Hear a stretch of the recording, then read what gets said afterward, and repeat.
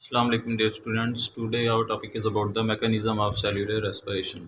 अब जो cellular respiration का अमल है, जो एनर्जी की ब्रेकडाउन का अमल है, वो सेल के अंदर कब कब किन किन स्टेप्स में और कहाँ कहाँ पे हो रहा होता है, उसकी हम जो है वो डिटेल स्टडी करेंगे। For the study of all the reactions of cellular respiration we will go into the mechanism of aerobic respiration.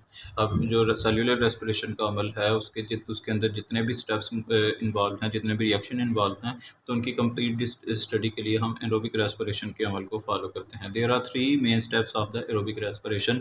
अब एरोबिक रेस्पिरेशन को जो है यहाँ पर तीन स्टेप्स में जो है वो दिखाया गया है, जिसके रिजल्ट में जो एनर्जी की ब्रेकडाउन है वो हो रही होती है और सेल तक एनर्जी एटीपी की सूरत में अवेलेबल होती है। तो सबसे पहला जो स्टेप है सेल्यूलर रेस्पिरेशन का, उसको हम ग्लाइकोलिसिस कहते हैं। ग्लाइको का मतलब होता है ग्लूकोज और लाइसिस का मतलब है ब्रेकडाउन। तो ग्लूकोज की जो ब्रेकडाउन है उसको हम कहते हैं glycolysis. In the first step the glucose 6 carbon molecule is broken it. अब जो पहला स्टेप है ग्लाइकोलिसिस का, उसमें जो ग्लूकोज 6 कार्बन कंपाउंड है उसको उसकी ब्रेकडाउन की जाएगी।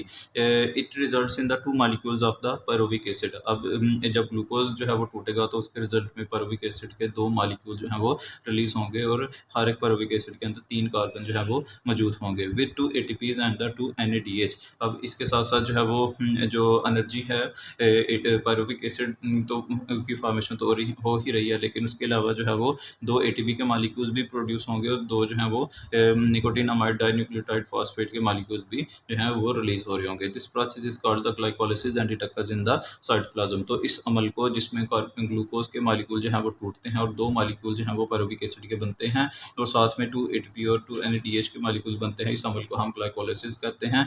और ये साइटोप्लाज्म में, सेल के साइटोप्लाज्म के अंदर जो है वो प्रोसेस हो रहा होता है। ये एक इंपॉर्टेंट MCQs है कि जो ग्लाइकोलिसिस है वो कहाँ पर हो रहा होता है। तो सेल का जो साइटोप्लाज्म है उसके अंदर ग्लाइकोलिसिस का अमल होता है। Oxygen is not required for the glycolysis. अब जो ऑक्सीजन है वो हो या ना हो तो इसका कोई फर्क नहीं पड़ता। That is why it also occurs in the anaerobic respiration. तो इसी वजह से हम कहते हैं कि अगर ऑक्सीजन होगी या नहीं होगी, तो जो ग्लाइकोलिसिस का पहला स्टेप है वो एरोबिक रेस्पिरेशन और एनारोबिक रेस्पिरेशन दोनों में ही सेम है कि जो ग्लूकोज है वो 6 कार्बन से 3 कार्बन कंपाउंड में तब्दील हो जाता है। इसकी आप ये समरी देख सकते हैं ग्लूकोज की। अब देखें ग्लूकोज के छः कार्बन कंपाउंड है।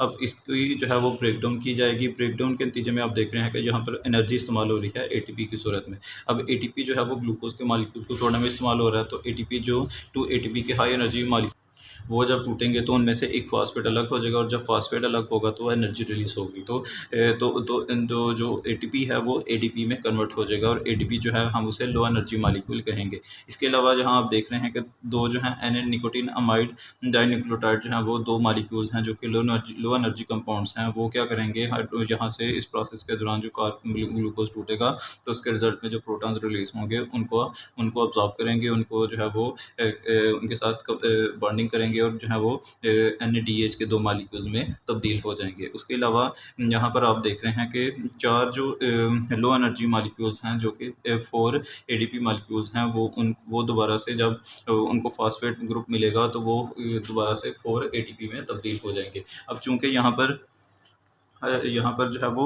2 ATP के मॉलिक्यूल जो हैं वो ग्लूकोज की ब्रेकडाउन में इस्तेमाल हुए हैं और जबकि जो 4 ATP के मॉलिक्यूल जो हैं वो बन रहे हैं। तो इसका मतलब कि जब तो हमारी जो नेट प्रोडक्ट होगी वो 2 ATP के मॉलिक्यूल्स ही होगी। हम इस तरह कह सकते हैं कि 4 - 2 = 2 ATP, क्योंकि ओवरऑल देखें तो हमारे पास जो है वो 6 ATP हैं, लेकिन दो चूँकि वो ब्रेकडाउन में ग्लूकोज की ब्रेकडाउन में इस्तेमाल हो गए हैं, तो इसलिए हमारे पास जो नेट प्रोडक्ट है वो 4 ATP नहीं बल्कि 2 ATP होंगे। तो साथ में आप देखते हैं कि यहाँ पर आपको 3 कार्बन वाले 2 पायरुविक एसिड के मॉलिक्यूल्स भी जो हैं वो नज़र आ रहे हैं। तो ये पहला स्टेप है ग्लाइकोलिसिस का।